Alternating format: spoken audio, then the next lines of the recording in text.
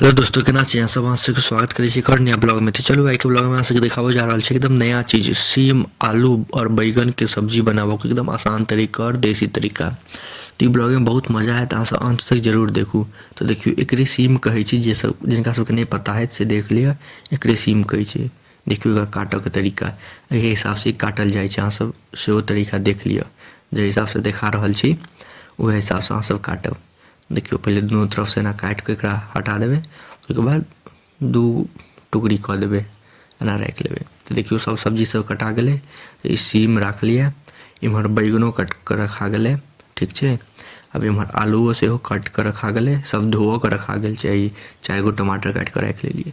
आब ई सरसों के सेहो पेस्ट बना लेब अपना सब। देखियो एते पानि धऽ कऽ सरसों के एकदम पतला कऽ लेब, और ओहिमे 4 गो हरियर मिरचाइयो धऽ देबै। ओकरो आराम से पूरा पतला बढ़िया से कऽ लेब सरसों के, ठीक छै। ई सब तैयार कऽ के राखि लेब। आब प्रेशर कुकर में तेल धऽ देबै गरम हुअ लेल। ओहिके बाद इम्हर पचफोरना, तेजपत्ता और सूखल लाल मिर्ची सब राखि लेब बर्तन में। तेल गरम भऽ जायत तऽ एहिमे धऽ देबै। अरे तेल गरम छलैहे नहि छै, ठीक छै, कोनो बात नहीं, धऽ देलिए। अब भऽ जेतै तेल गरम। देखियो ई अथी तेजपत्ता सब पाकि गेलै। ओहिमे आब अथी धऽ देलिए आलू, एकरा बढ़िया से लारि चारि देलिए, ठीक छै। एकरा लार चारलाके बाद आब बैगन खसा देबै। बहुते में सब्जी, प्रेशर कुकर छोट छै आ बहुत सब्जी बहुते भऽ गेलै। देखियो भरि जेतै एकदम, लारो चारो में बड़ी दिक्कत हेतै। तो बैगनो दऽ के एकदम बढ़िया से लारि चारि लेब। देखियो एहि हिसाब से एकदम बढ़िया से लारि चारि लेब। आब ओहिमे सीमो खसा देबै। सबके धो के एकदम बढ़िया से साफ कऽ के खसायब, सब में गंदा सब रहै छै, बढ़िया से धो लेब। एखन सीम 50 रुपये छै, बड़ी महंगा छै सीम। 50 रुपये दै छै, ठंडा में मिलै छै सीम। आ ठंडा में नया नया सब्जी खाए में बड़ नीक लागत। देखियो पूरा भरि गेलै, एकरा लारऽ चारऽ में बड़ी दिक्कत हेतै एखन। देखियो आब कनी देर गलऽ दियौ, तहने लारैत चरैत। एकरा आब ऊपर से ढाँकि दै छियै ढक्कन लऽ कऽ, ठीक छै। आब कनी देर के बाद 5 मिनट के बाद फिर एकरा उघारि कऽ फेर लारबै। आब देखियो कनी गलि गेल हेतै तऽ आब कनिक हल्का आब हौला हैत, लेकिन तैयो एखनो दिक्कते हैत।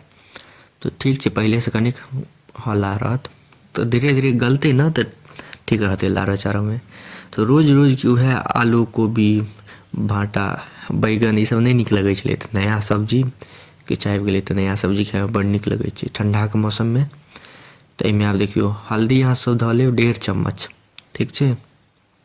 आ नमक 3 चम्मच दऽ देबै, ठीक। ओहिके बाद आब एकरा दुनू के धऽ कऽ बढ़िया से फेर लारि चारि लेब, जे गलतै बढ़िया से। देखियो लारऽ चारऽ में कनिक दिक्कत हैत। ई प्रेशर कुकर कनिक छैहो छोट, बड़का वाला में नहीं देलिए, गलती कऽ देलिए। छोटका वाला में देलिए, में पूरा भरि गेलै।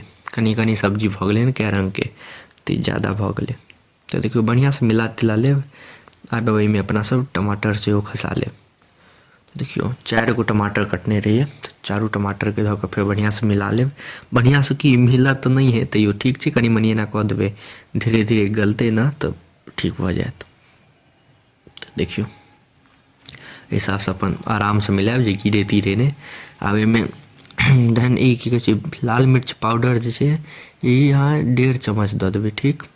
लाल मिर्च पाउडर आ धनिया पाउडर दऽ देबै अहाँ 2 चम्मच, ठीक छै। जे अहाँके मसाला के रेशियो बतेलू है, वह हिसाब से रेशियो में डालबै मसाला, एकदम मस्त बनत, गजब के सब्जी बनत। तो फिर एकरा लारि चारि लेब। देखियो कते दिक्कत होइ छै लारऽ चारऽ में। अगर अहाँके पास बड़का प्रेशर कुकर है तऽ बड़का प्रेशर कुकर लऽ लेब, तऽ छोटको हेतै तऽ कोनो बात नहीं। आब एहिमे सरसों के पेस्ट जे बनेने रहिए, सरसों हरियर मिरचाई के, सेहो दऽ देबै। आब देखियो कते मस्त बनि जेतै। आब एकर लगतै, आब देखियो कनी गलि गेलै है, तऽ आब लारऽ चारऽ में आसानी हेतै। ई सरसों के जे पेस्ट देबै ना, ई स्वाद के 10 गुना बढ़ा देत, एहन भयंकर स्वाद कऽ देत। देखियो कते मस्त लागि रहल छै, मुँह में पानि अबैया कि नहीं। ठंडा में ई सब्जी सब खाए में तऽ एते मजा आबै छै। रोज के ओ कोबी के सब्जी सब खा खा के बोर भऽ गेल छलिए, ई सब्जी खाए में एते मजा आबै छै। देखियो कते मस्त लगै छै। सरसों के पेस्ट तऽ पूरा सब्जी के स्वाद 10 गुना बढ़ा दै छै। आब एहिमे अपना सब पानि ऐड कऽ लेब, कमे पानि देबै। देखियो पूरा प्रेशर कुकर भरि गेलै, तऽ ठीक छै। एकरा बढ़िया से लारि चारि लेब, सब मसाला के बढ़िया से लारि चारि लेबै। आब एकरा सीटी लगा देबै। देखियौ कते मस्त से भऽ गेलै। आब कनि आब पानि एहिमे ज़्यादा दऽ नहि सकबै, पूरा भरि गेलै। तऽ आब एहिमे एकर ढक्कन लगा देबै, ठीक से ढक्कन लगा लेब। एकरा 2 सीटी आराम से लागऽ देबै। देखियौ एते फ्लेम पर 2 सीटी लागऽ देबै, आराम से बनि जायत। तो देखियौ अब 2 सीटी लागि गेलै, एकदम बढ़िया से रेडी भऽ गेलै। एते मस्त लागि रहल छै की बताउ अहाँ सबके, हमरा तऽ मुँहे पानि आबि रहल यऽ अखने से। अहाँ सब घर पे एक बेर जरूर ट्राई करब आ बतायब केहन लागल अहाँ सबके। तऽ एते देर तक देखऽ के लिए धन्यवाद। नीक लागे तऽ लाइक, कमेंट, शेयर, सब्सक्राइब जरूर करब। मिलै छी अहाँ सबसे अगला नेक्स्ट ब्लॉग में।